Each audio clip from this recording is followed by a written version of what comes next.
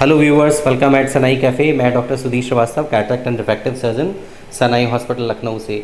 आँखों में कोई भी पलकों में अगर किसी तरह की कोई ग्रोथ है, इनफैक्ट पलकों में नहीं बॉडी में भी कोई ग्रोथ है, किसी तरह की छोटी सी भी सिस्ट निकल रही है तो उसको इग्नोर मत करिए।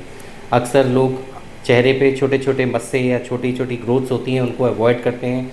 उनको लगता है कि उनको कॉस्मेटिकली वो उनके लिए बियरेबल है, उनका काम चल रहा है और उम्र हो गई है, अब हमें क्या करना है निकलवा के।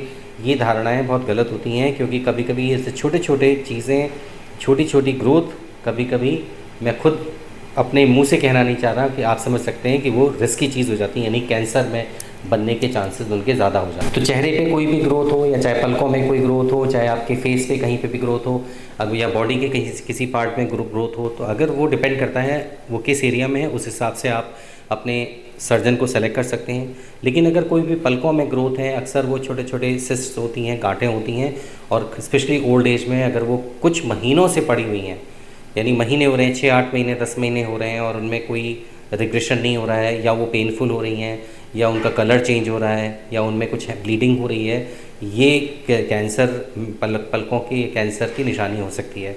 तो आज मैं आपको एक ऐसे ही पेशेंट में सर्जरी के उस छोटे से ट्यूमर को निकालने के लिए मैं के प्रोसेस को दिखाऊंगा।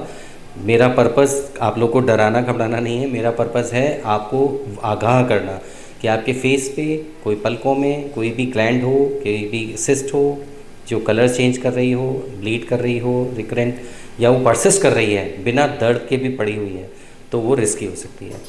पलकों में अगर वो छोटी ग्लैंड है तो वो निकालना आसान है, हम केवल बिना किसी डिफॉर्मिटी के क्रिएट किए हुए हम पलकों में से उसको निकाल सकते हैं या फेस से निकाल सकते हैं।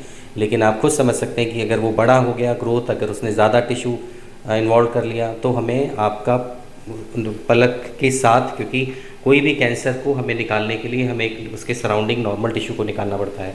तो अगर पलकों में से बड़ा नॉर्मल एरिया निकालेंगे तो फिर हमें पलकों को रिकन्स्ट्रक्ट भी करना पड़ेगा, स्पेशली ऊपर की पलकों में, तो सर्जरी कॉम्प्लिकेटेड हो जाती है और बड़ी हो जाती है। तो मैं उन सर्जरीज़ के डिटेल में नहीं जा रहा, लेकिन आज हम लोग एक छोटी सी ग्रोथ जो पिछले हमारे पेशेंट में 6 महीने से थी, लेकिन 6 महीने से वो बढ़ने लगी, पेनफुल हो गई, कभी कभी उसमें ब्लीडिंग भी हो रही थी, कलर में वो ब्लैक हो गई, उसको हम लोग निकालने का प्रोसेस करेंगे। तो इस प्रोसेस को देखते हैं और फिर बात करते हैं इस बारे में।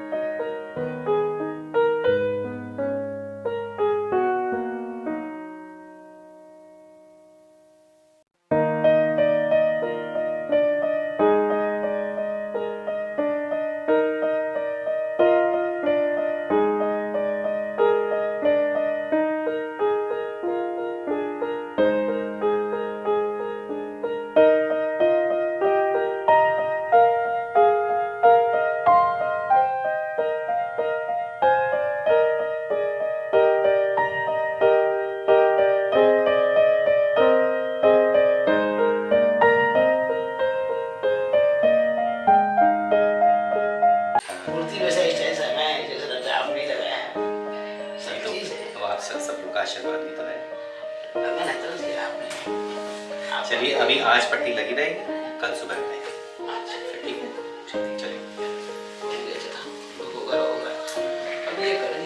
ये बाद में करेंगे, इसको ठीक है। तो आज हम लोग बहुत किस्मत वाले थे, क्योंकि पेशेंट टाइमली आ गया, उसकी ग्रोथ छोटी थी, हमने केवल उसको एक्सरसाइज करके स्किन का जो वहाँ जो गैप क्रिएट हो गया उसको हमने फिलअप कर दिया, और इसको हम लोग ऐसे जो टिश्यू निकाला है उसको हम लोग बायोप्सी पे भेजेंगे कंफर्म करने के लिए किस तरह की ग्रोथ है, और साथ में पेशेंट को कम से कम 6-8 महीने ऑब्जर्व करेंगे, क्योंकि रिकरेंस तो नहीं हो रहा। रिकरेंस होने के कंडीशन में फिर हमें दूसरे स्टेप्स लेने पड़ते हैं। जहाँ तक मुझे लगता है हमारी पेशेंट ठीक हो जाएंगी, इनको दोबारा से इस एरिया में केवल ये वाला ट्यूमर दोबारा से नहीं होगा। लेकिन ध्यान रखने की ज़रूरत है, कोई भी ग्रोथ बॉडी में, फेस में, स्पेशली आँखों में, लिड्स में अगर आपके पास है तो इमीडिएटली आइए, दिखाइए, चेक कराइए, ज़रूरत लगे अगर उसको स्पेशली पलकों में है, टाइमली अगर आप कराएंगे तो हम छोटे प्रोसीजर से निकाल पाएंगे। अगर आप डिले करेंगे तो प्रोसीजर बहुत बड़ा हो जाता है, सर्जिकल कॉम्प्लिकेशंस भी ज़्यादा होते हैं, समय भी बहुत लगता है और टाइम भी बहुत लगता है। तो कोई भी सवाल इससे रिलेटेड है आप पूछिए, मैं कोशिश करूँगा उनको आंसर करने के लिए। नमस्कार, धन्यवाद।